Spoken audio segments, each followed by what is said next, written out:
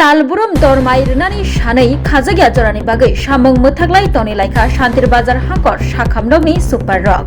कक्टमानो रक्षावै साइमानखा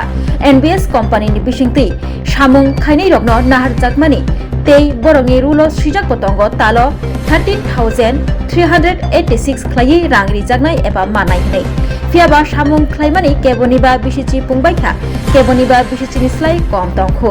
ताबुकबो जे बरंनि मानथाय रां तंमानि आबनो मानिया अंगै नुखुं चालक माया अंग्लायजाक सामung तांनाय रक आबनि बागै स्रां सालक खरगनि चिबा कुरुं कुथुमै सामung मोथाग्रि तनि लाइखा खाजागिया जरानि बागै शान्तिर बाजार साखामदगनि सुपार रक ताल बुरुं बुरुं बरंनि जे रां मानथाय 30,386 रां मानथाय तंमानि रकनो ताल बुरुं बुरुं रनानि सालायखा बर কি দেশে কোনছেন আমরা ন্যায্য বেতনের দরকার আমরা এই সুপ্রিম স্টাফ হসপিটালে তো আমরা ঠিক মতো বেতন পাই না আর কি তো আমরা মাসে আজকে 15 তারিখ হয়ে গেছে কখনো বেতন পাইছি না আর আমরা ন্যায্য বেতন হচ্ছে 13,386 টাকা আমরা দেয় 6,000 6,500 টাকা তো এমনি কি ওই বনি কি আমরা কিচ্ছু আমরা এত বেজার করতে চাই না শুধু আমরা প্রত্যেক মাসে আমরা টাকাটা যাতে পাইলাই আমরা 10 তারিখের মধ্যেই আমরা যাতে টাকাটা পাইলে আমরা ইডি দাবি আর কিছু না বেতনটা আমরা চাই যেটা নিয়ে কতজন আছেন আপনারা 25 জন 25 জন 35 জন 25 জন 25 জন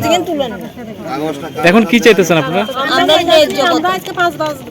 করে আমরা বেতন দিতে আছে কম 6,500 টাকা বেতন দিতে আছে কিন্তু রুলে ধরা আছে দেখেন 13,386 টাকা এর ভিতরে আমরা দৈনিক হাজিরাটা লেখা আছে কত তো ওই দৈনিক হাজিরাটা যদি দেই আমরা তাহলে আমরা কাজ করব আমরা দৈনিক হাজিরা চাই আমরা তো দৈনিক হাজিরা হিসেবে কোম্পানির নাম NBS company national volunteer service national volunteer service এখন চিকিৎসকেরা কি কইছে এখন তো ডাক্তাররা এসে দেখছি কথা কইছে স্যার তারা কি করব এটা তো হচ্ছে কোম্পানির দোষ আমরা দলের লোকেরও কোনো দোষী না কেউরে দোষারোপ করি না এটা হচ্ছে কোম্পানির দোষ যারা টেন্ডার লইছে ওনা আমরা চাই যে আমরা ঠিক মতো বেতনটা পাইলে কয়টার সময় আপনারা এই কর্মবিরতি করতেছেন আমরা তো ডিউটি সকাল 8টা থেকে না এখন আপনারা এই যে বাইরে সবাই দাঁড়ায় রইছেন আমরা 3 শিফটের লোক মর্নিং ইভিনিং নাইট মিলি 8টা থেকে না এখন তো আপনারা কাজ করতেছেন আমরা মানে কর্মবিরতি ডাক দিয়েছেন যতক্ষণ পর্যন্ত সমস্যার সমাধান হবে নাকি আমরা টাকা দিয়ে দাও আমরা কাজ করব প্রতি কাজ মাসে করতাম না যে তারা বেতন চাই আর এই ইপিএফটা চাই আমরা তারা কইছে ইপিএফ কার্ড আছে এটাই আমরা চাই আমরা ব্যাংকে গেলাম কাগজপত্র বাইর করলাম গাড়ি ভাড়া গেছে ও মাসকা 5 মাস যায় 6 মাস হইছে ইপিএফ এ টাকা ঢুকানোর নাম নাই কোনো প্রমাণপত্র কিচ্ছু নাই